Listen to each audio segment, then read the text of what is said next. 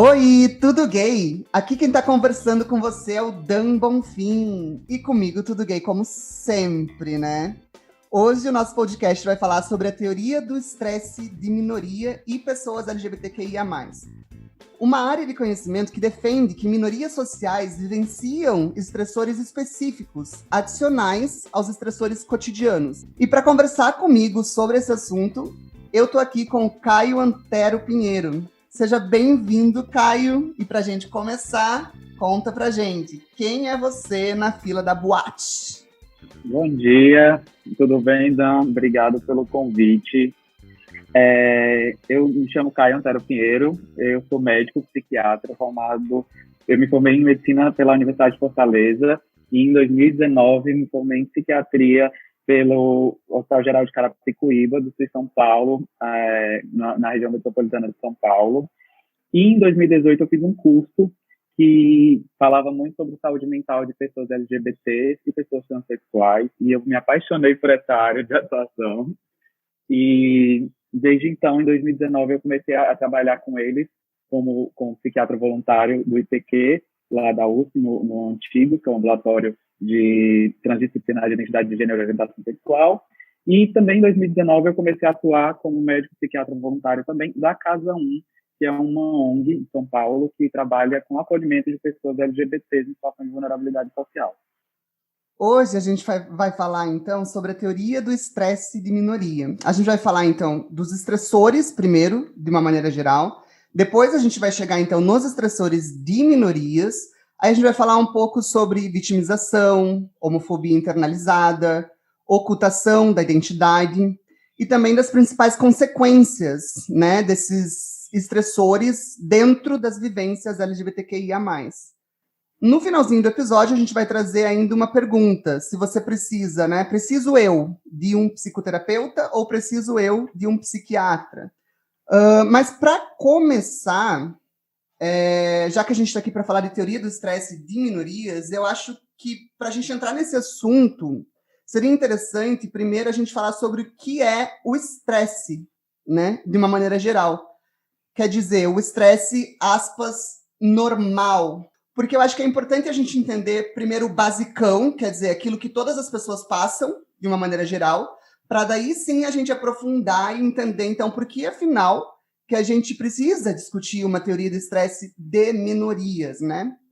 E estresse é uma palavra que está muito na boca do povo, né? As pessoas usam como se fosse um sentimento, muitas vezes, né?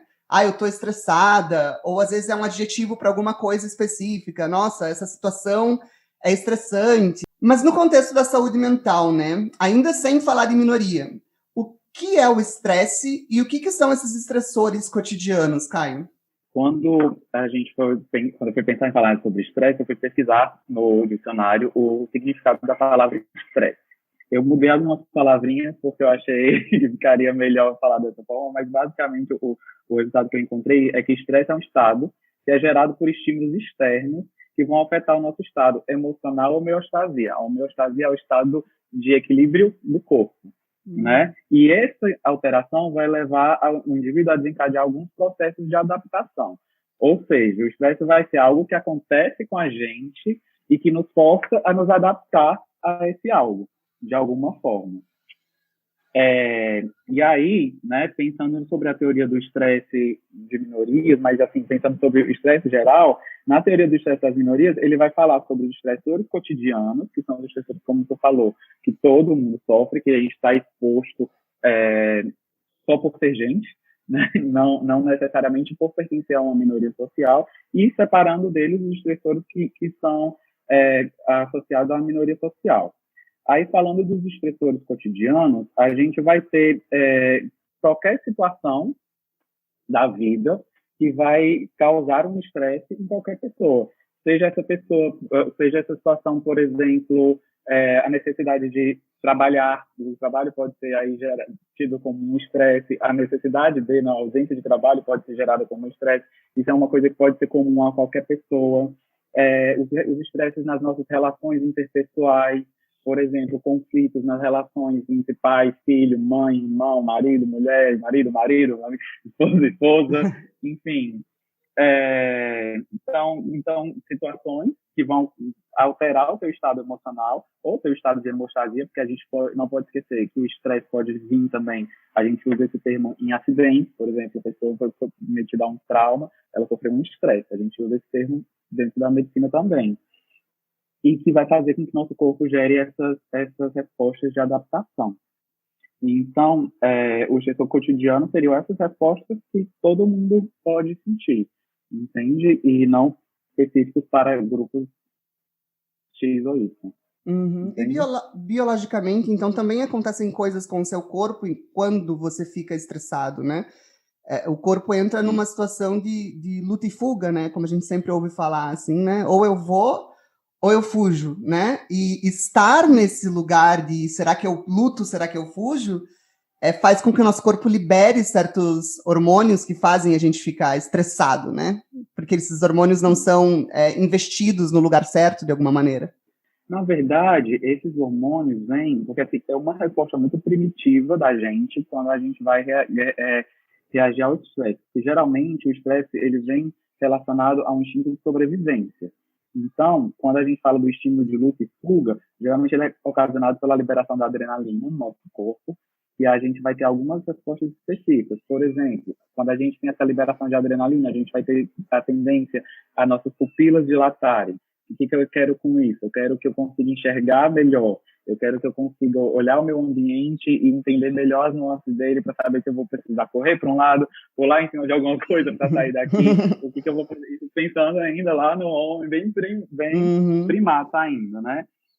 Eu vou ter uma maior frequência cardíaca, tentando distribuir o sangue mais eficientemente, oxigênio mais eficientemente para os meus músculos, tanto para eu poder lutar se eu precisar, quanto para eu poder correr se eu precisar, né? Eu vou ter a dilatação dos vasos sanguíneos periféricos também, que vai causar isso, uma melhor oxigenação dos músculos, também com esse mesmo objetivo. Eu vou ter também uma maior liberação de cortisol, que é um hormônio que é um hormônio que vem muito em resposta ao estresse, tanto que é geralmente um hormônio que a gente mede para saber avaliar estresse, quando a gente está falando em estudo científico. E todas essas respostas, né, do corpo, elas geralmente visam a nossa preservação, visam que a gente tente ficar bem, se manter íntegro e não sofra, né? E isso vai acontecer também, por exemplo, quando eu estou em casa brigando com meu marido e eu fico puto com ele, querendo ou não, por ter uma resposta primária, eu não vou conseguir selecionar. Se é um estímulo de risco, meu Deus, meu gato está participando muito disso. Tu tá me vendo ainda? Tô. Porque ele pisou aqui e saiu da janela. A gente está hoje aqui com um gatinho em cena, né? E o gatinho, a gente sabe que ele gosta de atenção. E se ele vê o dono dele dando atenção para outra pessoa... Ele vai ficar passando aqui. Então a gente está com um gatinho aqui passando na tela entre nós. Por isso que a gente está aqui rindo. Mas, enfim, continua. E aí, então, o que eu estava querendo dizer é que, assim, o nosso corpo, por essa ser uma resposta que, digamos, quando eu uso o termo primária, eu quero dizer que é uma resposta bem antiga, está dentro do nosso córtex cerebral, nas regiões mais antigas, mais primitivas. E, então, eu não vou conseguir distinguir o tipo de perigo, né, o tipo de ameaça. Quando eu tenho uma ameaça à minha vida, por exemplo, eu estou andando na rua, vem uma pessoa para me assaltar, eu vou ter aquela resposta de luta e fuga que seria bem apropriada, né? Porque eu estou numa iminência física imediata. Mas, às vezes, quando eu estou com uma ameaça emocional, no sentido, estou aqui tendo uma puta de uma briga com meu marido, eu vou acabar tendo a mesma resposta. Porque o nosso corpo não consegue distinguir, eu me sinto ameaçado, eu vou me sentir submetido a uma situação de estresse e sofrimento, né? Mas meu corpo não consegue distinguir que aquilo ali não está me colocando em risco de vida. Então, eu vou acabar tendo isso. O cortisol, geralmente, ele mantém essas respostas de luta e fuga funcionando de uma maneira adequada. Então, por isso que, geralmente, quando a gente tem uma pessoa que passa por um estresse, que ele é muito crônico, que ele é muito duradouro, a gente vai medir cortisol nessas pessoas, elas vão ter o cortisol basal, né, que é o cortisol normal delas, mais alto do que uma pessoa que não passa por situações tão estressantes. Isso é comum para a gente ver em pessoas que sofrem violência, em pessoas que têm quadros de ansiedade grave. Então, a gente vai medir o cortisol delas, a tendência é que ele esteja alto. Uhum.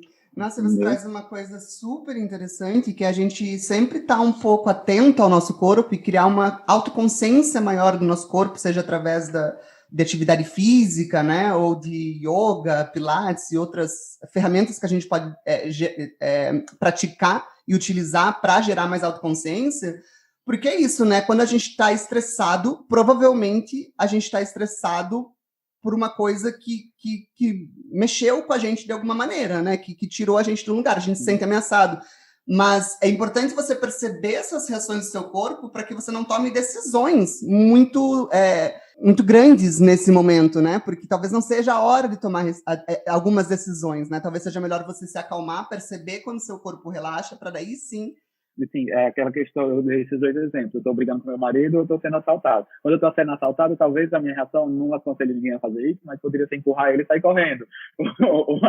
Sim, não seria legal. Com meu marido, eu não vou fazer isso, empurrar ele e sair correndo. Né? Geralmente eu vou ter essa primeira reação de ficar taquicárdico, ficar suando talvez mais, ficar inquieto.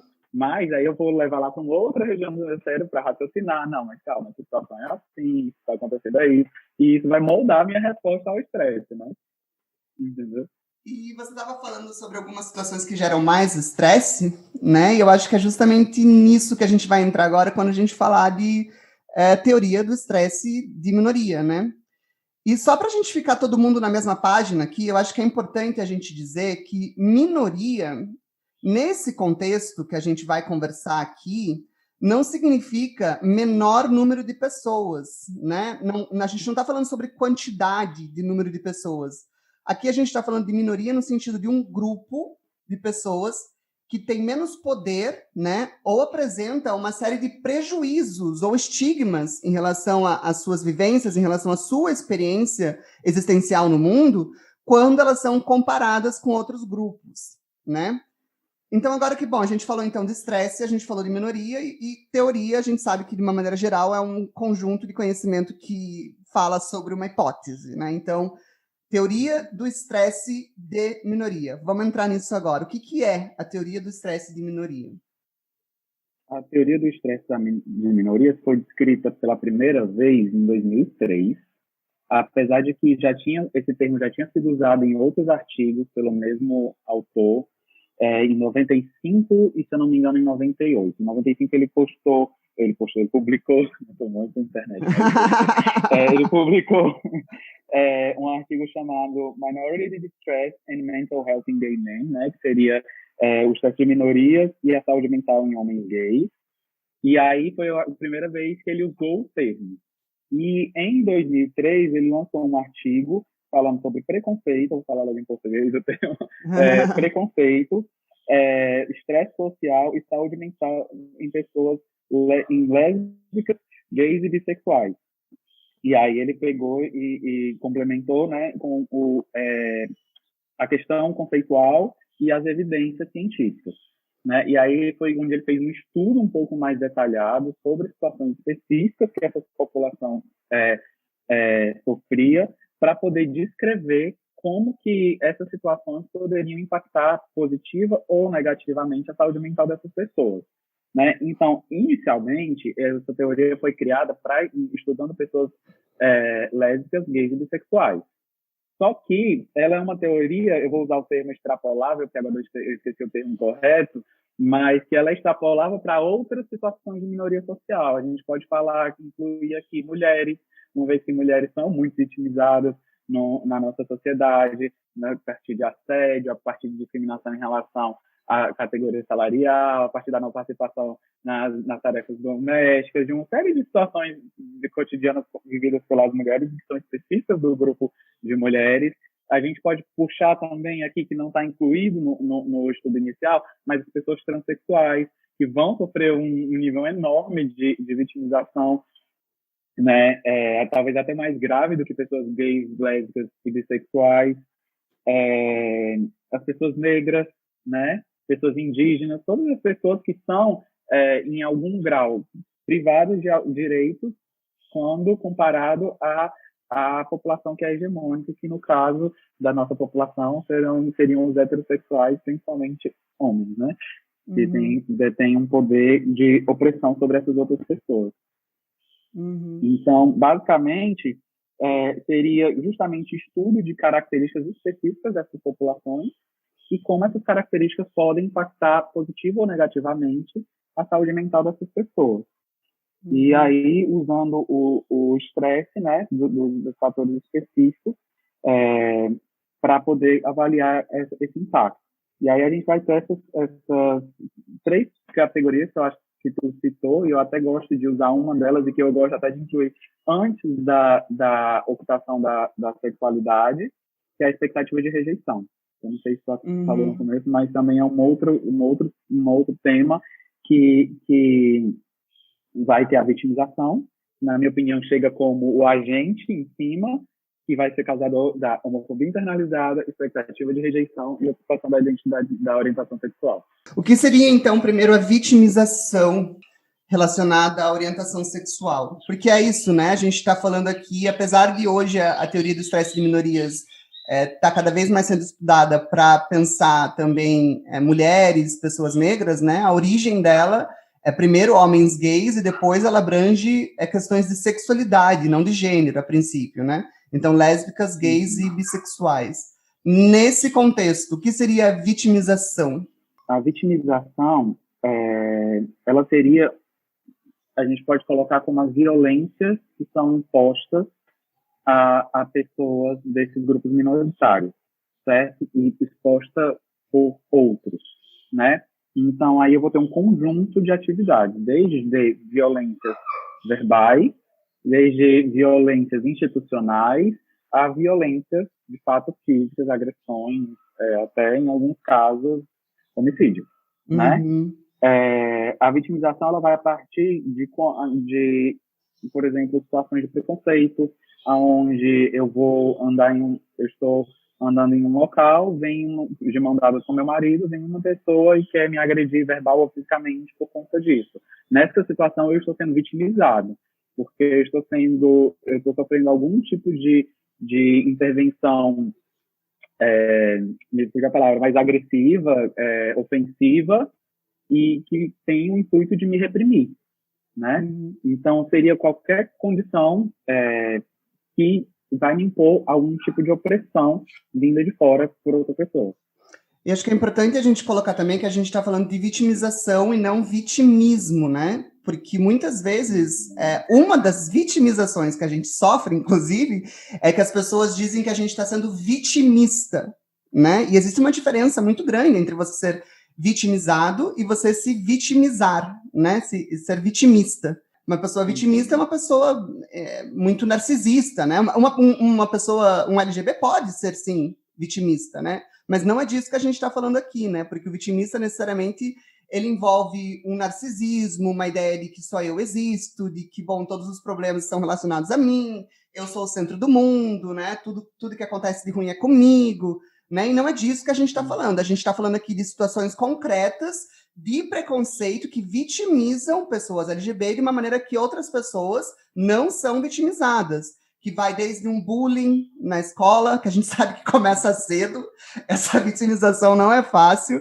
às vezes começa até antes, às vezes a gente está dançando quando a gente é criança, bem pequeno, e alguém já nos rejeita de alguma maneira, ou diz que aquilo não é coisa que é apropriada ao nosso gênero, né?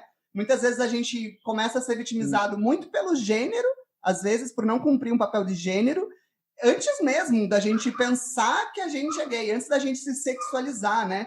É uma coisa que eu ouço muito na clínica, assim, né? Que parecia, me dizem, né? Os meus analisandos me dizem, parecia que as pessoas sabiam que eu era gay, eu sabia que eu era lésbica antes de mim.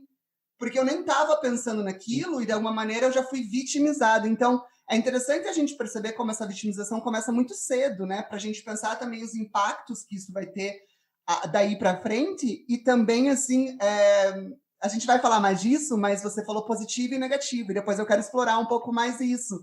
Porque é isso, não necessariamente você sofrer essas vitimizações significa que você vai ter uma vida horrível, que tudo vai cair, sabe? Que, enfim, pode ter muita elaboração aí, muito positiva dentro dessas experiências também, né? Isso que você falou, sobre os teus analisando falando, é super legal, porque é uma experiência que eu me identifico muito. Porque eu lembro que a primeira vez que me chamaram de viadinho, de gay, talvez, eu acho que não sei nem se a palavra foi viadinho, mas eu não sabia nem o que era. Entende? Eu nunca tinha tido o conceito do que é um homem com um homem, uma mulher com uma mulher. Eu acho que era tão criança que eu nem entendia que pensava em namoro, em relações interpessoais afetivas, né? Então, a primeira vez que me chamaram disso, eu não entendia. Então, é isso. É como se as pessoas soubessem disso antes de mim. Eu lembro de quando eu falei para uma amiga minha, pela primeira vez, que eu era gay, aí ela olhou para mim e falava assim, eu sempre soube. Eu falei, como é que você sabe isso? Nem eu sabia. até tal idade, eu me relacionava com mulheres. Eu tinha curiosidade, pensamento e coisas que eu reprimia, que a gente vai falar já da homofobia internalizada, mas que eu tentava me encaixar naquele padrão. Então, se nem eu me aceitava e me entendia como homossexual, como é que tu me entendia como homossexual? Né? Mas, enfim. E, enfim, aí a vitimização, né, como eu estava falando, é essa questão da gente sofrer pequenas violências. Um exemplo muito clássico, que eu acho que a gente pode falar de como as pessoas heterossexuais não vão sofrer esse tipo de violência, é a relação com a família, né? Eu duvido que algum heterossexual chegue em casa e a mãe ou o pai deles espanquem eles, batam neles, xinguem eles, façam qualquer atitude negativa com eles, porque eles são heterossexuais, né? E enquanto a grande maioria das pessoas LGBT, infelizmente, vão sofrer algum tipo de retaliação em casa, vão sofrer algum tipo de vitimização, né? Usando o termo correto, por parte da família, na tentativa de inibir a expressão da orientação sexual deles. Né? Então, isso eu acho que é um exemplo muito, muito clássico e muito importante da gente colocar de como é diferente, como não tem realmente como a gente falar, aí a questão do vitimismo, não é exatamente sobre isso que a gente está falando. Eu não estou me colocando numa posição de vítima e responsabilizando os outros pelos meus sofrimentos. Eu estou colocando aqui, ó, eu sofro esse tipo de violência, isso é real, isso é concreto, isso existe, não tem como negar. E é interessante, então, da gente pensar, né, Caio, como a vitimização acaba sendo a chave de tudo, o início de tudo, né? Tudo começa a partir dessa vitimização, né? Porque, a princípio, eu tô ali, como a gente estava conversando, eu tô ali sendo eu e tal, e de repente eu começo a ser vitimizado, né? De repente eu começo a sofrer toda essa violência, rejeição e agressão, muitas vezes eu nem sei se é uma violência, se é uma rejeição, o que é uma agressão, eu nem sei o que é isso, e muitas vezes essa violência, rejeição, agressão, ela vem muitas vezes de pessoas que você gosta, seja pessoas da família, pessoas que enfim, amigos, né? Pessoas que deveriam lhe amar. E isso dá um tilt, né? A gente sabe que isso dá um tilt aí na cabeça, que é a nossa ideia de pensar como que isso desenvolve os estressores, né? Então, vamos falar um pouco do que gera, né, toda essa vitimização, no fim. O estresse vem justamente daí, né? Porque é justamente a partir dessas experiências negativas que a gente vai tendo pela vitimização que a gente vai começando a desenvolver aquelas respostas que a gente estava falando lá no começo, de adaptação. Sejam elas positivas, sejam elas negativas. Porque nem sempre a adaptação que a gente vai ter vai trazer um benefício para a gente. E aí, né, as três outras facetas da teoria do estresse das minorias vão ser a homofobia internalizada, que justamente quando eu começo a me entender como um indivíduo, começo a ter uma formação da minha personalidade, e eu começo a entender que ser eu pela sociedade não é ok, eu vou começar a assumir todas aquelas coisas negativas que a sociedade fala sobre essa característica minha para mim mesmo, né? Então é muito comum que as pessoas gays sofram por ser gays, por desejar não serem gays, por terem raivas de características específicas delas, por não gostar ou não querer expressar socialmente as suas características ou falar abertamente sobre quem elas de fato são. Então, a homofobia internalizada seria esse sofrimento que a gente tem, né? Talvez muitas vezes expressa como raiva de nós mesmos, como simplesmente um sentimento de que a gente não é tão bom o suficiente, ou não vale tanto quanto as pessoas que são heterossexuais, ou, enfim, a gente vai assumindo que essas características da gente são negativas e a gente começa a sofrer com elas. Quando isso começa a acontecer com a gente, é óbvio que a gente vai ter vergonha e medo de expressar quem a gente é para os outros. E aí entra a outra faceta, que é a ocupação da orientação sexual, né? Por exemplo, eu não vou chegar no meu trabalho e falar abertamente sou gay se eu penso que o meu chefe pode ser homofóbico.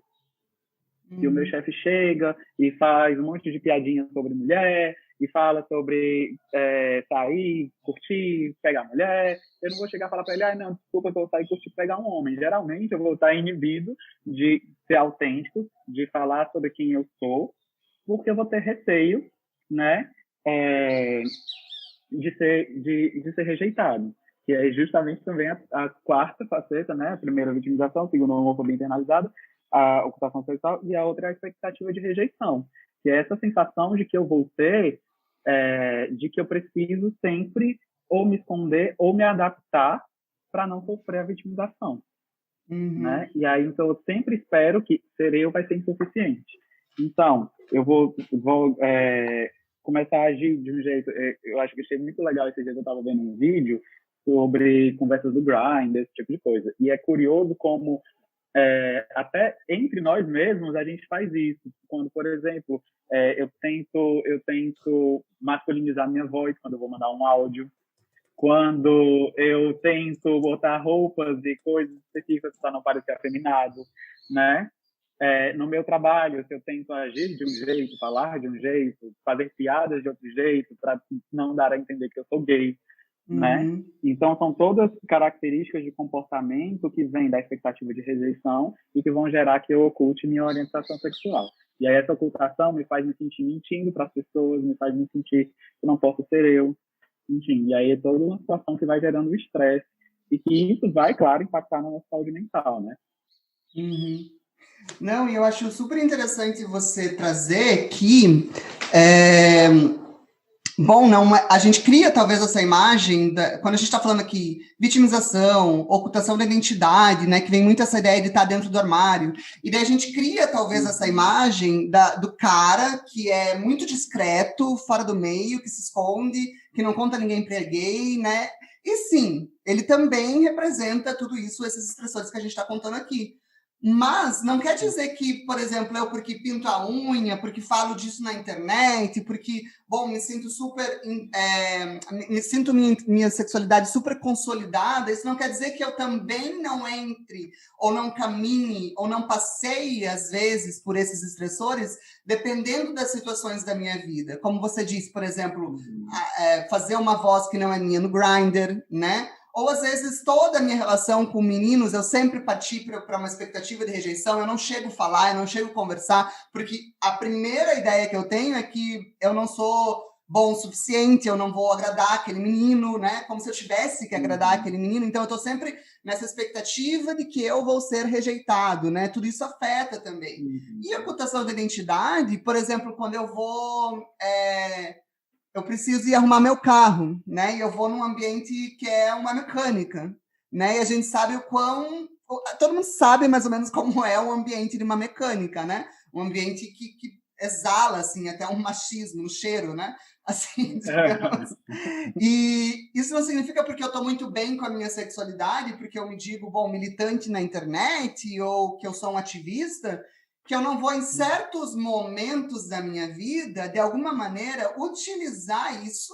E olha que interessante, fazer uma ocultação da identidade, tipo, vou me portar de uma maneira que não pareça que eu sou quem eu sou, que eu faço uma voz, enfim, tudo isso, para não sofrer uma vitimização, né? Como essas coisas, às vezes, elas se interligam também, né? Dentro das suas relações. Tudo está muito interligado. Quando a gente fala de vitimização, homofobia internalizada, ocultação de identidade e expectativa de rejeição, que são esses 4 tópicos da teoria do estresse de minorias, a gente está falando de coisas que estão muito interligadas e que ocorrem na vida de uma pessoa gay mais ou menos em diferentes situações e ambientes. né? Porque eu não quero que a pessoa que está ouvindo isso aqui, inclusive, siga esse podcast, siga nas redes sociais e para você não perder novos episódios.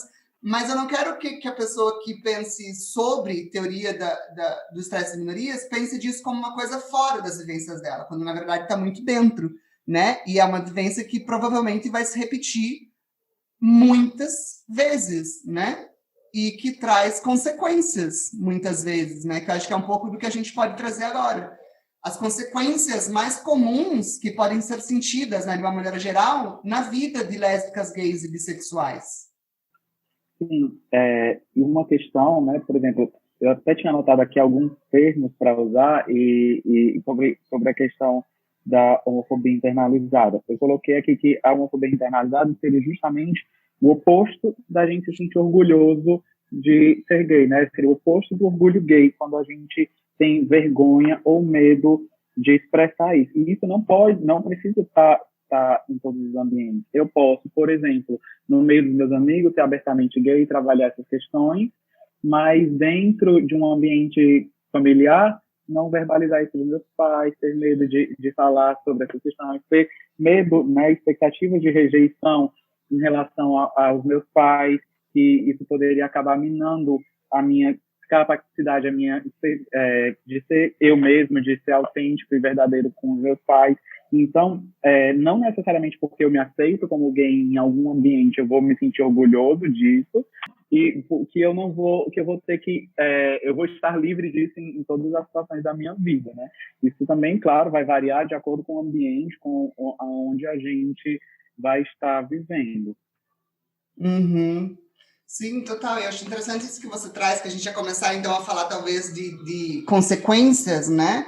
E existe o positivo e o negativo, né? E nesse momento você trouxe exatamente isso. Eu posso internalizar muita homofobia, mas eu também posso gerar esse orgulho, né? Que é uma oportunidade. Eu gosto muito de dizer que ser gay, ser lésbica, ser bi, ser trans, eu falo muito que é muito uma oportunidade, né?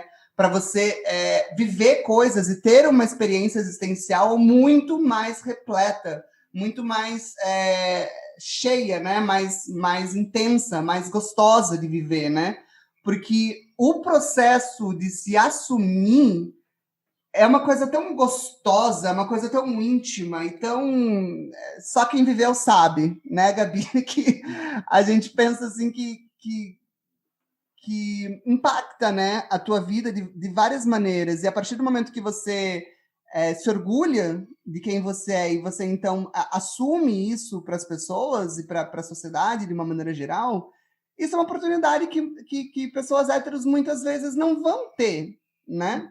De se assumir, de ter essa sensação de que, bom, eu sou quem eu sou. E que depois vai ser um recurso que você vai poder utilizar em várias vezes na sua vida. Em vários momentos você vai continuar saindo de armários, você vai conseguir assumir não só a sua sexualidade, você vai conseguir assumir que você gosta de heavy metal, sabe? Você vai conseguir assumir que a tua tribo é, sei lá, aquelas pessoas que usam argola, sabe? Que se penduram em argolas para sentir prazer, sabe? Ou eu vou me assumir sadomasoquista, ou eu vou assumir que eu gosto de lamber pés, sabe? Tem muitas coisas que podem surgir desse processo e que são muito positivas, né? Então, a teoria do estresse de minorias fala de várias coisas, mas como a gente lida com o que acontece com a gente, aí, esses dias eu descobri que foi Freud que falou isso, uma frase que eu ouvia sempre as pessoas falarem, esses dias eu descobri que, na verdade, elas trouxeram de Freud.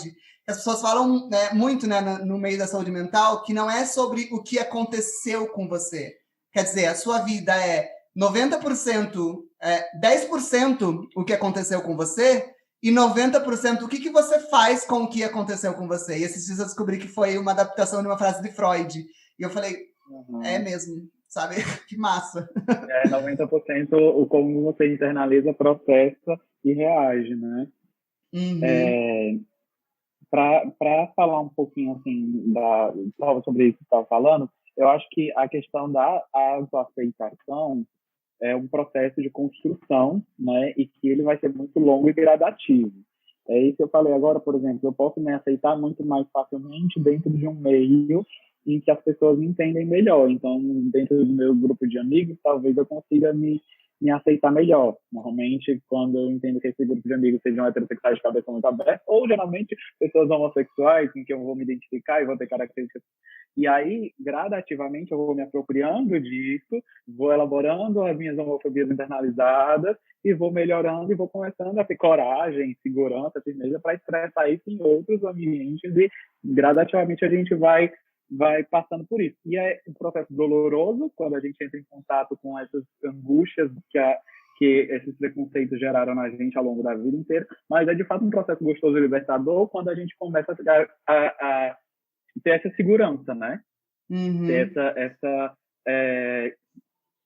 a percepção de nós mesmos como pessoas boas, independente de qualquer característica relacionada à identidade de gênero, orientação sexual, cor, gênero, né? Não apenas a identidade de gênero, enfim. E aí, para entrar um pouquinho nas consequências, eu queria antes só falar assim, sobre o que a gente, né, pensando que a gente está falando de saúde mental, né, as consequências em relação à saúde mental, o que a gente leva em consideração quando a gente vai pensar sobre saúde mental. Que não é porque eu sofri esses estresses, como tu muito bem estava falando, que eu vou necessariamente ter problemas na minha saúde mental. Dependendo de como eu vou vivenciar isso, eu vou ir para um lado mais saudável ou não, né? E aí isso vai ter influências de características genéticas minhas, né? Que são características que são individuais. A não ser que você tenha um irmão gêmeo idêntico, você não vai ter a sua genética idêntica de ninguém. E a sua genética vai interagir com o meio ambiente e você vai expressar suas características de uma maneira específica, né? Que é só sua. As características de personalidade que também vão me ajudar em relação a como eu vou elaborar e como eu vou processar essas questões esses sofrimentos, essas violências, esses medos que a gente vai adquirindo. O ambiente em que eu vivo, se ele é mais ou menos acolhedor para mim, se ele é mais ou menos protetor, se ele me vulnerabiliza mais ou se ele me garante mais segurança. E a característica do estresse no sentido de se ele é agudo ou crônico, né? Porque, por exemplo, se eu vivo num ambiente onde meu pai me aceita, minha mãe me aceita, meus irmãos me aceitam, meus amigos me aceitam, e no meu trabalho eu também consigo ter uma sensação de segurança e de aceitação, muito provavelmente eu vou viver com uma qualidade de vida. Mas isso também não me livra de sair na rua, apanhar por dar um beijo no meu marido e depois ter medo de sair na rua. E isso virar um fator de estresse para mim. Entende? Então, ou se eu vivo já num ambiente que é hostil para mim desde sempre em todos os espaços, eu vou ter medo de outras coisas. Eu vou só abrir aqui a janela com o meu gato. Sai, vai. Desculpa. E, então, isso são características que vão influenciar nas consequências, né? Dessas questões que a gente estava discutindo antes da vitimização, da homofobia internalizada, etc. A gente falou de muitas consequências no decorrer aí, né? Mas existem algumas que são um pouco mais complexas também, né? Porque a gente está falando aqui um pouco de relação com autoestima, né?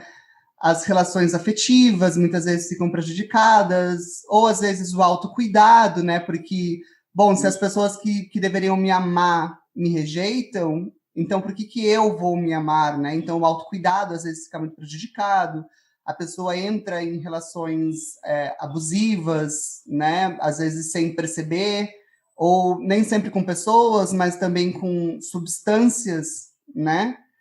Às vezes bebe, fuma muita maconha, mais do que seria talvez recreativo, né? Então, tem esse outro lado também, né? Que talvez muitas pessoas vão acabar entrando, né? Se afundando dentro de alguns lugares, assim, que são um pouco mais complexos emocionalmente. Que eu acho que é importante a gente falar também que cada pessoa vai ter ali os recursos que ela vai aprendendo no decorrer da vida. Muitos desses recursos, sim, vêm do pai e da mãe, mas às vezes, tipo, pode vir de amigos também, né? E às vezes uma amizade salva, né? A pessoa. O meu caso foi muito assim, né? Uma amizade, que foi a Débora, que era uma menina que também sofria ali as suas vitimizações por ser gorda dentro da escola, né? e essa amizade é muito comum, né? Esse parentesco entre o gay e a menina gorda, né? É muito, né? Ou algum tipo de minoria com outro tipo de minoria, né? Eu acho que exatamente, a gente se encontra, Os que né? sofrem bullying se unem. Tipo Glee, exatamente. Daí forma um coral e canta várias músicas sobre autoaceitação, autoentendimento e poder.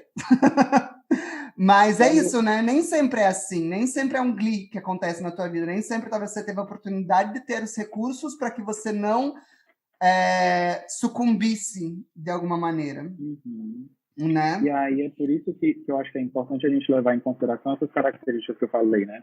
Porque algumas delas vão ser muito minhas, individuais, minha genética, minha personalidade, mas a gente justamente não pode esquecer que o meio vai influenciar nos meus recursos psíquicos para lidar com o sofrimento, na minha capacidade de resiliência, na minha capacidade de aceitação da violência que eu estou recebendo, da elaboração e depois, né, interação com o meio, devolvendo a reação, né, da ação que foi feita para mim. E aí é bacana porque, assim, bacana, não é nada bacana, né? Mas, bacana de pensar sobre, né? A gente tem muitos dados justamente sobre epidemiológicos, sobre os impactos de saúde mental que isso vai ter. O Meyer, né, que é o psiquiatra que criou a teoria, que publicou isso pela primeira vez, ele era um epidemiologista. Eu falo aqui o nome biólogo.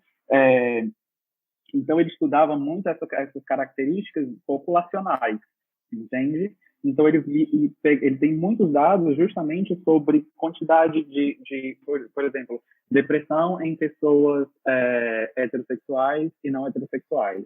Depressão em pessoas não heterossexuais que tinham um ambiente familiar X e um ambiente familiar Y. Ele tem muitos estudos diferentes, pegando essas pequenas variáveis de cada caso e avaliando, por exemplo, o uso de substâncias, né, psicoativas, de drogas, abuso de substâncias e vitimização mais intensa na infância e adolescência.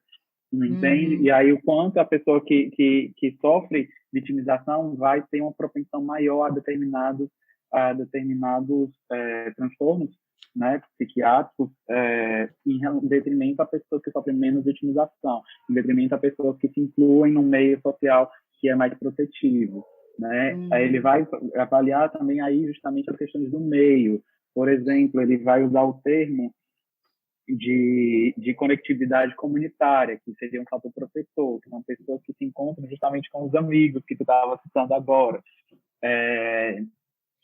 A conectividade comunitária seria justamente essa sensação de que eu pertenço a um grupo e que eu estou conectado e ligado a esse grupo de uma maneira identificável. Eu consigo me sentir bem aqui acolhido porque essas pessoas têm características parecidas com as minhas e, geralmente, elas trazem uma experiência positiva para mim, né? São pessoas, normalmente, grupos de pessoas LGBTs que vão se aproximar, que vão se apoiar, que vão justamente me ajudar a quebrar meus preconceitos e quanto isso pode ser positivo, protetor para mim em relação ao risco aumentado de desenvolver transtornos mentais do que quando eu não tenho uma relação como essa.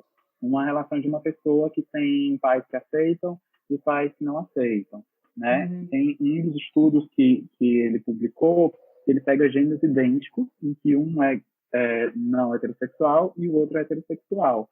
E ele vai avaliar as taxas de transtornos mentais no não heterossexual quando comparado ao heterossexual, sendo pessoas com a mesma genética, criados no mesmo ambiente familiar, que na maior parte das vezes convivem em ambientes muito semelhantes. Claro que cada um vai interagir com o meio de uma forma individual, né?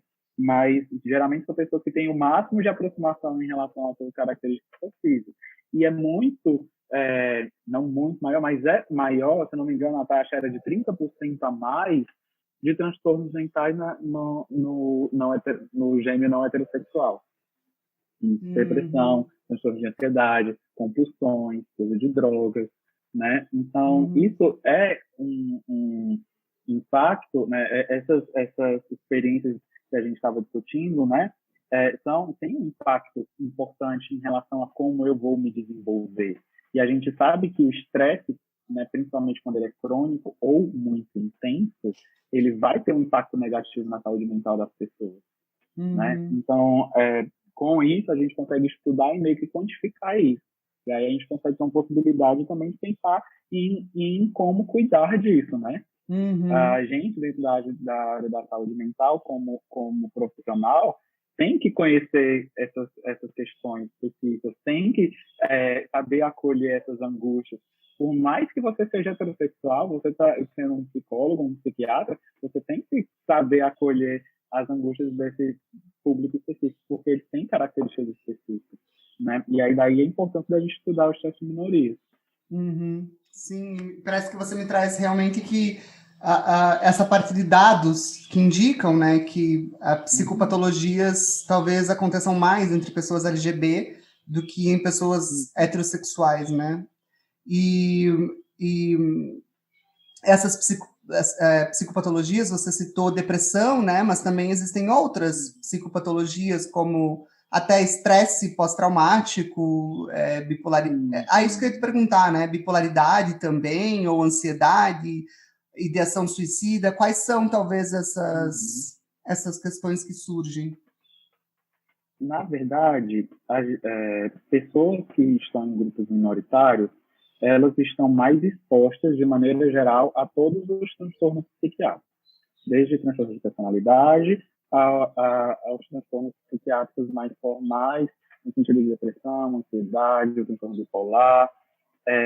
O que a gente entende? Aquilo que eu estava falando no começo, a gente vai ter as características individuais, genéticas e o meio, né? Por exemplo, eu posso ter a genética de depressão na minha família. Vou usar a depressão como um exemplo. Mas não necessariamente porque eu tenho, por exemplo, minha mãe deprimida, meu avô deprimido, eu vou ser deprimido, né? Isso vai variar de acordo com, por mais que eu tenha o gene da depressão, isso vai variar de acordo com a formação da minha personalidade ao longo do tempo e como esse meio que eu convivi me proporcionou condições de lidar melhor ou não com as minhas angústias, né? E com o passar do tempo isso vai favorecer ou não que eu desenvolva um transtorno psiquiátrico. Então, a gente sabe que quando eu sofro um tipo de violência, eu sofro um tipo de vitimização ao longo do tempo, eu vou ter uma probabilidade maior de todos os transtornos psiquiátricos, porque todos eles são relacionados com as situações de estresse. Os mais comuns, né, são justamente depressão, os transtornos de ansiedade e ideação de suicídio. São as características mais comuns que a gente vai ver em pessoas LGBTs em relação à população heterossexual. A ideação de suicídio, na grande maioria das vezes, ela está associada a algum transtorno psiquiátrico, né? Então, ela vem como uma consequência, geralmente um sinal de gravidade, que também é maior nas pessoas LGBT. Tem um estudo que é de 2017, se eu não me engano, e eu tentei até achar ele para trazer os dados certinhos, que ele vai comparar heterossexuais, LGBT e trans. São 3 grupos, né? Em que ele coloca lá a porcentagem tanto de ideação suicida quanto de tentativa de suicídio.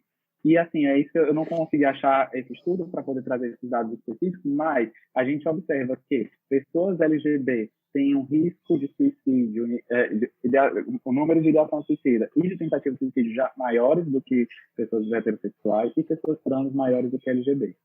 Entende? Então, é uma coisa que, assim, quanto mais vulnerabilidade eu me encontro, quanto mais vitimização eu sofro, eu posso ter um risco ainda maior de desenvolver um transtorno e que esse transtorno seja mais grave. Então, a gente pode também tomar justamente aí questões, como você falou, gordofobia, questões raciais, questões do gênero. Intersecções, né? Eu sendo uma mulher gorda, lésbica, muito provavelmente eu vou ter mais fatores de risco para desenvolver um quadro psiquiátrico do que eu ser uma lésbica branca ou um homem gay branco, por exemplo. Está entendendo que eu vou ter um fator de vitimização enquanto ela tem 3. Então, essas vitimizações, elas de fato podem se somar. E aí, assim, eu até fiz também umas anotações sobre as características de alguns desses transtornos para tentar correlacionar com o que a gente estava falando da vitimização, né? Por exemplo, na depressão, é muito comum que a gente tenha uma visão muito negativa de nós mesmos, que seja essa visão negativa de sermos pessoas não boas, ruins, más, qualquer coisa assim, como também capazes de fazer mal aos outros. É muito comum a gente se colocar sempre como responsável pelas coisas ruins que acontecem ao meu redor, isso quando a gente está deprimido. E é natural, porque talvez se eu tenha a vida inteira ouvido dizer que ser gay é ruim, que gay acaba com a família, que será que eu não posso em algum momento começar a me sentir que eu não sou responsável por coisas desse tipo, né? Geralmente na depressão a gente vê também perda de prazer na vida. Se eu tenho medo de sair na rua porque eu tenho medo de apanhar, se eu penso que eu sou uma pessoa que não é uma pessoa boa porque Deus não vai me amar, porque eu vou destruir a família, porque qualquer coisa assim, será que eu vou ter prazer nas minhas atividades, prazer em viver, né? Desesperança. Se eu escuto de todo mundo que isso acontece, será que eu vou conseguir ter esperança de que eu vou conseguir me amar um dia, que eu vou estar bem um dia, que eu vou estar seguro um dia, né? Isso são características do transtorno depressivo e que talvez naturalmente quem passa por esse tipo de situação realmente tenha um pouco mais de risco de estar desenvolvendo essas características. Sobre a ansiedade, né? A ansiedade geralmente é um transtorno que é muito caracterizado por preocupação e medo, né? Aí a gente tem todas as vivências de rejeição e de violência nas pessoas LGBTs. Natural que eu tenha medo, muitas vezes, de me expor, né? Natural que eu me sinta mais ansioso, natural que eu me sinta menos capaz do que muitas pessoas de agradar, de pertencer, de me sentir adequado. Um outro estudo que o MEI publicou também, ele compara pessoas gays no trabalho e pessoas héteros. E aí ele vai avaliar o nível de socialização dessas pessoas gays e héteros dentro do trabalho. E ele percebe muito nas pessoas gays características fóbicas sociais, que, querendo ou não, a homofobia não é exatamente uma situação de ansiedade, mas tem uma derivação, né, da fobia como consequência da ansiedade. E aí ele vai tirar justamente disso, que essas pessoas têm uma tendência a se sentir menos pertencentes. Então, naturalmente, elas vão ser mais ansiosas nas relações sociais no ambiente de trabalho delas, ter mais medo de aceitação, de vitimização, de expectativa de... Ai, meu Deus, esqueci a palavra. De exclusão, não é exclusão. Gente? De rejeição. De rejeição. Isso, né? Nos transtornos na ideação suicida, é muito comum que ela, como eu falei, seja presente nas pessoas que têm transtornos mentais, né? E geralmente a ideação suicida ela vem junto com a desesperança, que faz parte muito do humor depressivo, e também com a sensação de pertencimento e ser desejável no mundo, né?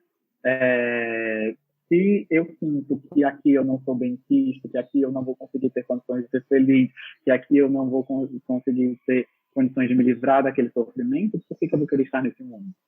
Né? Então, muitas vezes, esse tipo de experiência de rejeição pode aumentar a relação com a ideação suicida. Então, eu quis puxar essas características, assim, que eu não estou falando sobre diagnóstico, que eu não estou falando sobre... Mas o que eu quis puxar é como que a gente pode tentar pegar isso que a gente falou e correlacionar com essas situações que são reais e vividas por pessoas com esses transtornos, sabe?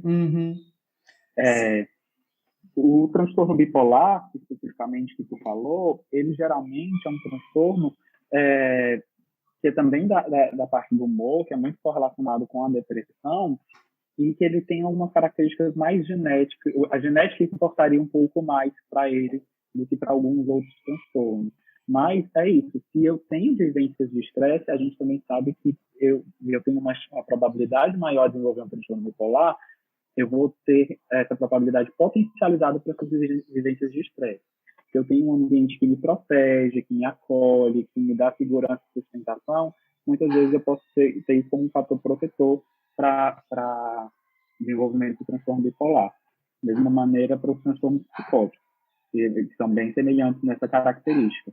É muito comum, por exemplo, quando a gente faz estudo epidemiológico, que a gente veja que pessoas que vivem em situações em regiões urbanas têm um risco um pouco maior de desenvolver transtorno bipolar e transtorno psicótico do que pessoas que vivem em população rural. E geralmente eles associam ao estresse vivenciado na situação urbana, de maior convívio social, então a gente tem maiores fatores estressores sociais, maior violência, geralmente maior necessidade de custos, gastos, que são fatores estressores que aí são comuns, né? Não são específicos da minoria, e que quando eles estão presentes em maior quantidade, eu vou ter a chance de aumentar também para esses outros transtornos, entende? Então, a gente pode até pegar esse dado que a gente tem epidemiológico de que pessoas mais submetidas a situações estressadas têm mais tendência a desenvolvimento de transtornos mentais, e aí pegar pessoas com vulnerabilidade específica e ver justamente como eu estava falando sobre aquela questão da potencialização, né, de uma pessoa negra, gay, etc. E como essa potencialização da sua vulnerabilidade específica vai aumentar ainda mais o risco de desenvolvimento do transtorno mental.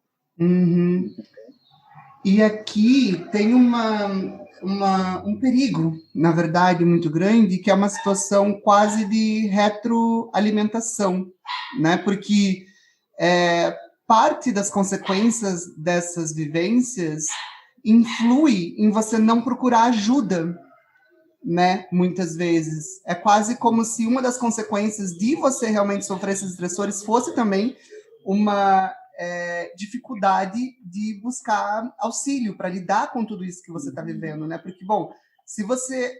Olha o que a gente falou, né? A gente falou sobre internalizar o medo, né? Internalizar a homofobia, né? Fobia, medo. A gente falou sobre ocultar a identidade, né? A gente falou sobre expectativa de rejeição.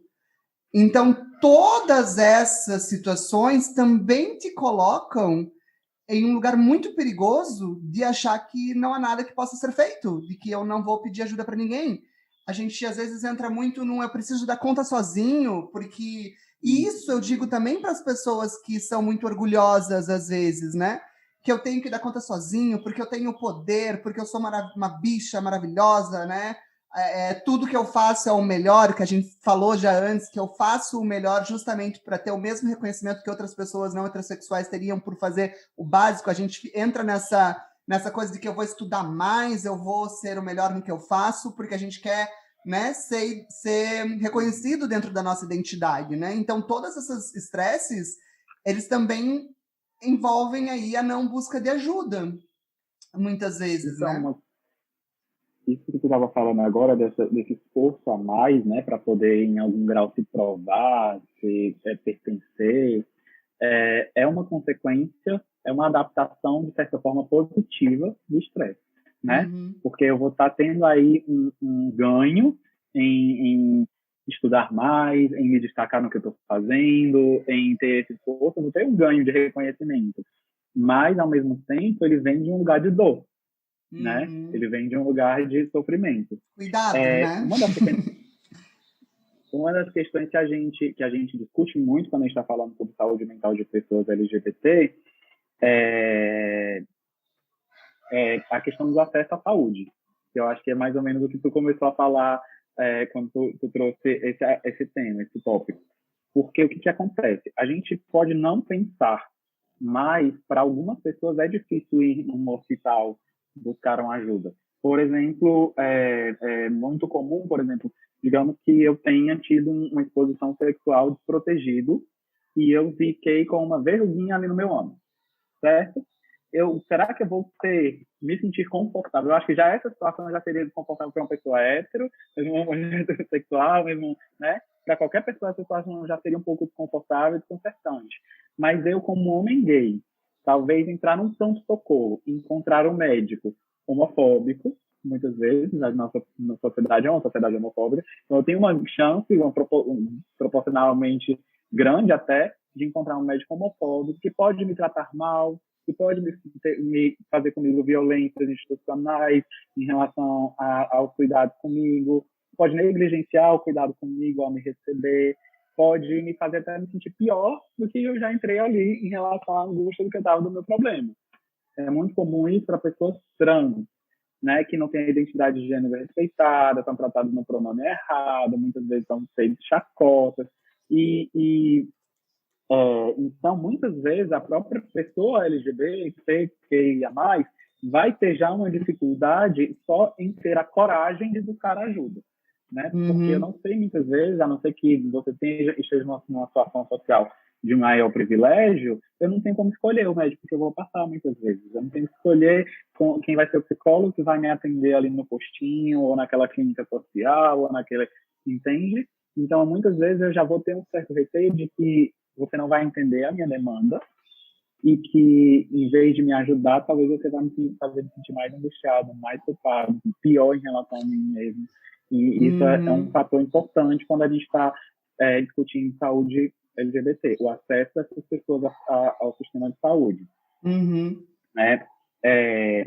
E aí, né, a gente tem como fatores potenciais de ajuda aquela questão do suporte social que eu tinha falado anteriormente, né, da gente buscar uma rede de apoio, que é muito comum, a gente buscar amigos, grupos mesmo, às vezes, terapêuticos de pessoas que têm características semelhantes, para a gente que se identifique e a gente vá se sentir mais confortável e acolhido, né? E é importante a gente dizer também que não importa o que aconteça, vá em outro médico, procure ajuda, porque nada justifica você não procurar ajuda. A gente está falando aqui de fatores que podem ser mais difíceis para a população LGBT, mas nenhum fator deve te impedir de buscar ajuda. E se não foi aqui, vá em outro, né? Ou denuncie se você sofreu alguma violência em algum órgão público de saúde, né? E dentro disso, de buscar ajuda, o que eu percebo muitas vezes é que surge uma questão na pessoa que é: preciso de psicoterapia, preciso de psiquiatra, não preciso de nada disso, preciso só de um grupo de amigos, só desenvolver amizades já vai me fazer feliz, preciso de um emprego, né? Muita gente entra nessa, né? Nossa, eu tô assim, então eu vou trabalhar, porque eu não tô trabalhando, né? Mas será que é por causa disso? E, bom, eu posso dizer que, por ser psicanalista, né, que dentro do atendimento psicológico, muitas vezes você vai, então, entender quais são essas coisas que te fazem sentir dessa maneira e ressignificar, né, essas experiências e essas memórias através de um processo de fala, de muita elaboração, né? O atendimento psicológico, ele é muito lento, não lento, né? Ele pode ser muito rápido também, mas ele é gradual, né? Ele leva um tempo para as coisas acontecerem. E eu acho que seria bom a gente falar aqui, já que eu sou psicanalista e você é psiquiatra, da gente, então... Eu falei um pouco sobre atendimento, né, em psicanálise, né?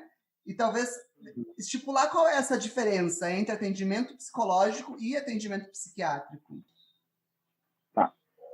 Então, assim, no mundo ideal, eu sempre acho que seria ideal que a gente entrasse meio que pela psicologia primeiro, psicoterapia primeiro, para depois talvez aí a gente entender o problema e direcionar para um lado ou para o outro, justamente por algumas características específicas da psicoterapia, né? A grande maioria das vezes, a gente vai ter uma psicoterapia que geralmente é de longo prazo.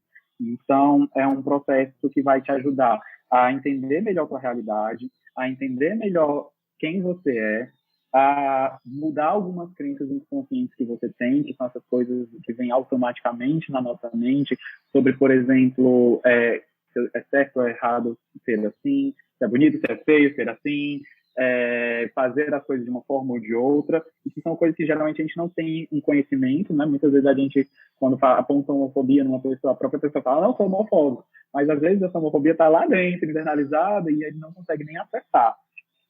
E aí, com o passar do tempo, você vai ter uma mudança nesses padrões de pensamento e aí do seu funcionamento social, pessoal, de uma maneira geral, né? Porque você vai construindo e ressignificando as suas situações e isso vai fazer com que você interaja com o mundo de uma forma diferente. Nesse caso, a grande maioria das vezes, a gente precisa de tempo. Então, quando eu falo que a gente vai ter que avaliar cada situação, é porque, por exemplo, eu posso ter uma pessoa que tem sofrimento relacionados à sexualidade, e que são questões em que eu não tenho um quadro depressivo franco, em que essa pessoa não tem um risco, não oferece nenhum tipo de risco à segurança dela mesma em relação à ideação suicida, que ela não tem nenhum tipo de prejuízo grave em relação a trabalhar, estudar ou manter a funcionalidade dela, né, como um ser humano adulto produtivo, ou eu quero trabalhar problemas mais específicos, como relações familiares, como autoaceitação, que são questões que, de fato, eu tenho um tempo para lidar, eu consigo tratar isso só em terapia, né? Porém, eu tenho pessoas que estão num quadro depressivo franco. Eu estou aqui, eu não consigo sair da minha cama direito, eu não consigo realizar meu cuidado comigo mesmo, por mim eu não levanto, não escovo os dentes, não tomo banho, não faço comida, abandonei minha faculdade, abandonei meu trabalho. Essa pessoa ela não vai ter um tempo tão longo para reagir e melhorar disso, né? Ou se eu tenho um risco imediato de suicídio, essa pessoa está convencida que a vida dela não vale mais a pena, que ela não é aceita, que ela não é amada, que ela precisa morrer porque aqui ela não vai conseguir ser feliz. Eu também não vou ter tempo, né? E aí, nesse tipo de situação, que geralmente vai para um sofrimento muito intenso ou alguma situação de risco para a vida dessa pessoa, para a segurança dessa pessoa ou das pessoas ao redor, porque às vezes a gente também pode ter comportamentos agressivos depois desses transtornos, né? Normalmente, quando a gente tem essas duas situações, a gente vai ter que recorrer ao psiquiatra com um pouco mais de brevidade, né? Nesses casos, principalmente de ideações suicidas, ou de pessoas que realmente não estão mais se alimentando, não estão conseguindo manter essas necessidades vitais mínimas, às vezes a gente aconselha até que vá direto a um pronto-socorro psiquiátrico, né, em vez de ir a um consultório psiquiátrico, porque são situações com risco grave, são o que a gente chama de emergências, né? Existe a diferença entre a emergência e a urgência. A emergência é um quadro de saúde grave que vai comprometer a sua segurança e que tem que agir agora, não tem como esperar.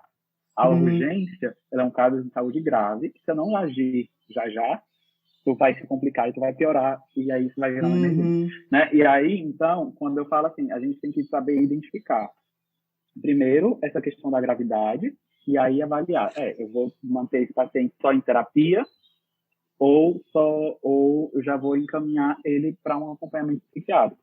E aí, o que vai te ajudar a diferenciar isso, geralmente, é o grau de prejuízo que essa pessoa está tendo com aquele sofrimento que ela está te trazendo. E, óbvio, e eu acho que é até mais importante do que tudo, é a gente saber identificar essas emergências, porque essas emergências são situações que talvez a gente não tenha tempo de resolver amanhã, semana que vem, né? São situações que a gente pode ter uma complicação mais aguda, mais emergente, né? E aí, assim, eu geralmente diferencio dessa forma. É muito difícil a gente achar um consenso em literatura, em que fale assim, psiquiatra aqui, mas isso é uma maneira como eu, trabalhando em saúde mental, eu vejo. E muitos dos pacientes que às vezes chegam para mim primeiro, como psiquiatra, eu falo, não acho que você necessariamente precise de um tratamento psiquiátrico. Porque, geralmente, né, na grande maioria das vezes, o tratamento psiquiátrico vai envolver o uso de medicações, vai envolver, em algum grau, algum tipo de restrição, vigilância, né, cuidado de outra pessoa, né, e geralmente nem todo mundo vai precisar disso. Muitas vezes você consegue viver a sua vida de uma maneira relativamente boa, né, com qualidade e trabalhando as suas angústias de uma maneira mais prolongada. Mas também tá tudo bem se precisar, né? Eu acho que a gente tem que falar um pouco sobre isso também, né? Porque existe toda uma estigmatização em cima do tratamento químico para casos de saúde mental agravados, né? E tá tudo bem, sabe? Talvez seja um processo que você precisa passar dentro da sua história para que você possa desenvolver um pouco melhor a sua saúde mental e, como você disse, ganhar tempo, né? Porque muitas vezes o que pode acontecer é de você ir num psicoterapeuta, né? Ou num psicanalista e você não ter condições para produzir, muitas vezes, né? Para elaborar. Às vezes a tua situação pode estar tão complexa com as suas emoções, com os seus pensamentos, né? Com os seus neurônios, a maneira como o seu cérebro trabalha, né? Que o trabalho do psicoterapeuta fica muito, muito, muito mais difícil, porque a pessoa não consegue elaborar. E, às vezes, um tratamento químico pode trazer esse conforto inicial, digamos assim, pode estabelecer ali uma linha onde, bom, aqui então a gente vai começar a caminhar. Aqui a gente consegue agora ressignificar experiências do passado, a gente consegue falar sobre o seu inconsciente, trazer as suas memórias aflitivas, né? Porque se você chega no psicoterapeuta, às vezes muito aflito, e como você falou, com ideação suicida ou representando risco para outras pessoas, isso pode ser muito complexo para ser lidado ali só com aquele tratamento. Então, é muito, às vezes, de juntar as duas coisas para algumas pessoas, né? Eu acho que se você chega a precisar de um psiquiatra, o ideal é que você nunca abandone sua terapia. Né? Você faça essa coisa em conjunto. E aí, de fato, tem pessoas que vão ter um sofrimento tão intenso que eu não consigo nem entrar em contato com o que aconteceu comigo e para eu ter aquele sofrimento. É muito comum isso as pessoas que são vítimas de violência. Muitas vezes você não consegue relembrar o momento que você foi agredido, muitas vezes você não consegue... E aí você vai ter uma certa dificuldade de trabalhar isso na terapia, porque é algo que muitas vezes o próprio consciente bloqueia, você nem lembra, né? Então, como você vai trabalhar isso? E às vezes a gente melhorando um pouco o seu estado mental com uma medicação, eu vou conseguir te dar repertório psíquico, segurança psíquica para tu poder falar sobre esses temas na tua terapia, elaborar eles e ressignificar. Outra coisa que é muito importante, assim, que eu falo, que eu costumo falar, e sempre que a gente vai falar sobre a questão de medicação, aceitar estigma, o fato de que as pessoas não encaram os transtornos mentais como uma doença, como uma coisa comum e possível de acontecer com todo mundo, né? Eu falo assim, é muito fácil você elaborar alguns tipos de situações. Por exemplo, eu posso cair, bater meu joelho, fraturar meu joelho, e eu vou sentir dor, sofrimento com aquilo, mas rapidamente eu vou no ortopedista, eu vou ver o que eu preciso fazer, se aquilo é cirúrgico, se não é cirúrgico, e o que aquele ortopedista vai me propor de tratamento, eu vou aceitar, ótimo, né? Vamos resolver esse problema, né? E é muito mais difícil quando eu não consigo palpar concretamente o meu órgão ferido, né? Muito mais difícil quando eu tive um estresse crônico a minha vida inteira e que me proporcionou experiências negativas, me proporcionou a produção de neurônios que vão fazer menos serotonina, que vão fazer conexões químicas que vão me ajudar a progredir para um quadro depressivo. E eu não consigo ver isso, né? Então, quando o médico vem falar, você está deprimido, você precisa tomar um remédio, a pessoa geralmente tem uma sensação de que, não, isso não existe, não está aqui, não estou vendo, né? E aí vem todos os estigmas associados a essas questões, isso é coisa de gente fraca, isso é coisa, né? Mas as pessoas não entendem o processo de formação desse transtorno, né? Todos os fatores que influenciam, e que isso é uma coisa que todos nós estamos sujeitos, uns mais, outros menos. Alguns vão desenvolver ao longo da vida, outros não. Mas todos nós podemos acontecer da mesma maneira como todos nós podemos cair e quebrar o joelho. Entendeu? Da mesma vez que a gente pode desenvolver diabetes, da mesma vez que a gente pode desenvolver outras doenças, né? E aí, então, realmente está tudo bem precisar de remédios. Isso não é um sinal de nada negativo em você. Isso é um sinal de que você precisa de um cuidado. Como todo mundo vai precisar de cuidado, né? E essa questão de não ser palpável, talvez não consigo identificar, não consigo apalpar, né? Gostei muito desse exemplo que você traz de, bom, se eu quebrei a perna, eu vou no ortopedista, ele dá o remédio X, eu coloco tal paleta, eu faço desse jeito, eu fico tantos dias de molho, tem todo um procedimento muito físico, né? E quando a gente está falando de psiquiatria, quando você fala desse invisível, é invisível sim para o paciente, mas também muitas vezes tem uma invisibilidade também para o médico, que não consegue simplesmente chegar e falar, bom, agora eu vou apertar aqui, vou dar esse remédio e pronto, tua vida está curada. As pessoas às vezes têm uma expectativa também de que, bom, agora que eu procurei o psiquiatra, bom, agora isso ele vai ter que resolver assim, né, o meu problema e pronto, é um remédio que eu vou tomar e acabou. E não é bem assim, né? O tratamento químico, muitas vezes, ele passa por etapas, por testagens, por dosagens, né? Porque talvez, falando assim em termos do que a gente conhece, em termos médicos, talvez, em termos de medicina, das partes do nosso corpo, certamente o cérebro é uma das mais misteriosas, né? E os psiquiatras também lidam com isso no seu cotidiano, não é mesmo? Uhum. E isso é uma coisa assim, a gente, quando vai escolher uma medicação, a gente estudou todos os mecanismos de ações das medicações, como a expectativa de efeitos que eu vou ter de cada um. Tal medicamento vai ajudar mais em tal coisa, tal medicamento costuma ser melhor para tal coisa, tal medicamento vai agir mais nesse sintoma específico. Então, normalmente, com a minha anamnese, o que eu vou tentar identificar? O teu sofrimento. 2, o grau de prejuízo que ele tem. E 3, quais desses sintomas afetam mais negativamente a tua vida? Porque quando eu junto essas 3 informações, eu consigo ter uma visão geral de que tal medicação costuma melhorar mais isso, que é o que ele sente que está impactando mais negativamente a vida dele. Então, que a gente melhorando isso, talvez vai trazer mais qualidade de vida e mais potencial de recuperação para ele. E aí eu escolho essa medicação para ti. Beleza. Só que aí, seu corpo interage com a medicação de uma forma que é só tu. É só tu tomando aquele remédio que reage desse jeito. O outro, por mais que a medicação a gente tenha expectativa de que haja, vai ser o corpo daquele outro, que é um outro corpo diferente, com outras características, interagindo com aquela medicação. Então, pode ser que a gente tenha um efeito ótimo. Eu sempre falo aos meus pacientes na primeira consulta. Daqui 30 dias eu quero que você volte, porque o remédio demora um tempo para agir. Depois desse tempo, de um mês, geralmente é o período que a gente espera que o remédio já esteja agindo, e a gente vai avaliar 3 situações. Estou ótimo, não preciso mais fazer nada. Pode ser que esse remédio que eu escolhi de primeira já bateu contigo e foi ótimo.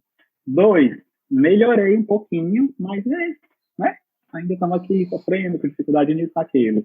E aí, geralmente, a gente vai ter que avaliar se eu vou precisar aumentar o remédio, se eu vou associar alguma outra coisa para melhorar alguma queixa que ainda está atrapalhando mais. O que a gente vai fazer? Alguma outra conduta medicamentosa, né? E 3, esse remédio não serviu de nada. Não aconteceu nada, foi do mesmo jeito. E aí, eu vou, geralmente, né, já seguir para uma outra opção de remédio. Mas os meus sintomas são esses, o remédio ideal não é aquele? Seria. Se o teu corpo tivesse interagido com ele da forma como a gente tinha expectativa. Mas como é isso, não é palpável, não é concreto, não é um osso que eu vou lá emendar para fazer desse jeito. Então, o teu cérebro interagir de uma maneira diferente. Então, a gente agora talvez vai fazer dessa outra forma para tentar. Pode ser que ele seja bem sucedido na segunda, pode ser que não. Pode ser que ele seja bem sucedido na terceira, pode ser que não.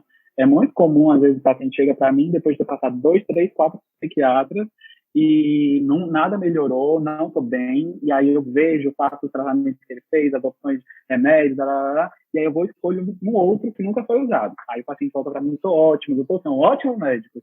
Não, eu dei a sorte, né? Entre aspas, não é exatamente sorte, porque eu tive todo um raciocínio em cima para escolher aquela medicação, de já outros médicos terem incluído primeiras opções, que às vezes eu teria sido feito igual, às vezes eu reconheço isso e falo para o paciente, essa medicação é boa para isso, geralmente daria certo. E eu tive a chance de ser a pessoa que acertou na medicação, entende? E é muito essa situação do remédio, por ser essa questão que a gente vai tateando, vai identificando de acordo com as questões do paciente, muitas vezes gera muita frustração para o paciente, justamente porque essa melhora pode também demorar. Geralmente é um pouco mais rápido do que um processo psicoterápico, né, que é de muito longo prazo, mas ainda pode demorar 1, 2, 3, 4 meses, dependendo da situação. Não, e por isso da importância da psicoterapia seguir, né, e de você buscar também a psicoterapia, porque é ali que muitas coisas vão ser elaboradas e resolvidas, né, e não existe um mito, né, de que o psiquiatra tem a pílula mágica, né, que também tem esse mito, que eu vou no psiquiatra, ele vai me dar uma pílula mágica que vai resolver todos os meus problemas, e não é bem assim.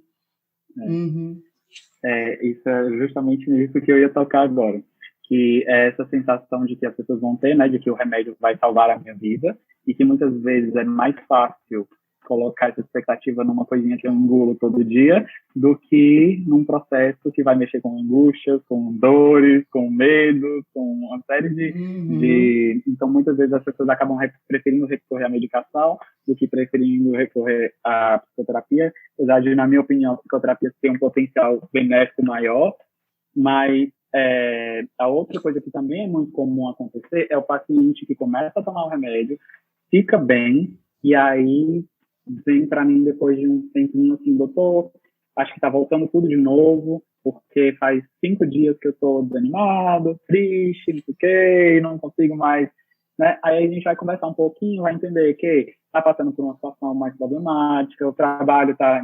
E aí são questões que geralmente a gente vai justamente pensar, ó, tu tá tomando um remédio, mas não é por isso que tu vai passar pelas dificuldades da tua vida feliz. O que a gente tem que sempre observar é que você pode sofrer, você pode sentir ansiedade, você pode ter dificuldade de dormir alguns dias, mesmo usando a medicação, porque isso são coisas de pessoas, seres humanos, não de pessoas não saudáveis mentalmente, né? Então, vai ter um dia que você vai ficar mais ansioso, vai ter um período que você vai ficar mais para baixo. Quando acontecer uma coisa ruim na sua vida, você pode reagir de uma maneira mais negativa, perder um pouco de produtividade. Isso é ok, contanto que seja uma coisa que realmente não impacte a sua vida de uma maneira grave e que também que dure pouco tempo, né? Geralmente, fui demitido, vou ficar mal por um tempo. É claro, medo de como vou pagar minhas contas, como é que vai ser daqui para frente, um monte de ansiedade vai vir para mim e eu vou ficar com essa angústia. É muito comum também que as pessoas, quando já estão em tratamento, têm a expectativa de que nada me abala agora. Entendeu? Mas não, abala sim. Faz parte da vida se sentir abalado. O que a gente não quer é que abale a ponto de você paralisar, de você não conseguir viver uma vida plena, né? Caio, muito obrigada. Acho que a gente podia ficar aqui debatendo e pensando ainda sobre esse assunto um monte. Tem muita coisa a ser dita, a ser pensada, mas... em algum momento a gente precisa parar e continuar depois, né? Talvez numa outra oportunidade... a gente pode fazer isso sim. Talvez numa outra oportunidade a gente possa criar um outro conteúdo, ou às vezes um outro episódio de podcast, porque realmente eu acho que tem muito conhecimento aí que a gente pode socializar, né? Sobre todas as questões que são tão misteriosas para as pessoas, né? Essa imagem do psiquiatra, né? É muito misteriosa para muitas pessoas. E é isso. Essa questão da medicação, eu acho super legal de falar, até pelo medo de vício e outras coisas. Eu acho que seria, de fato, um tema bacana da gente abordar em outro momento. Muito obrigado pelo convite, viu? Adorei participar e espero ter contribuído de uma forma legal aí para o podcast. Com certeza. Certo? Vamos falar de redes sociais agora, como te encontrar, quem quiser falar com você, tirar dúvida, ou às vezes fazer uma consulta, como que funciona? Para me encontrar em redes sociais, eu não tenho um perfil profissional ainda, é uma coisa que eu estou trabalhando, mas tenho meu perfil pessoal, que é @caioace, no Instagram. Twitter eu não uso, Facebook tem Caio Antero Pinheiro também.